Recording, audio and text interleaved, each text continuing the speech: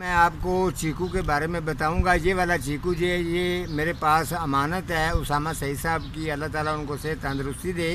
वो दोनों मियाँ बीवी आज आप जो वो हैं उम्रा हज करने के लिए गए हैं और अल्लाह ताला उनको सेहत दे, तंदरुस्ती दे और कामयाबी के साथ वो हज करके वापस आएँ।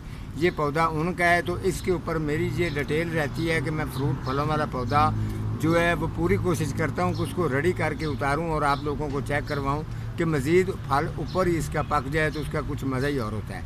अभी मैं इसको उतारता हूँ, ये बिल्कुल रेडी है।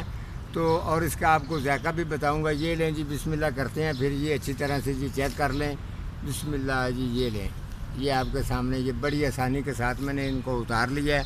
अब इसका देखते हैं जायके का क्वालिटी क्या आती है। ये देखें, छुरी बिल्कुल आसानी के साथ जो है ये देखें, ठीक है जी। इस तरीके तो आपको इसका मैं जायका भी चेक करवाऊंगा कि जायका इसका कैसा है। ये थोड़ा सा उतार के मैं खाता हूँ और दिखाता हूँ आपको।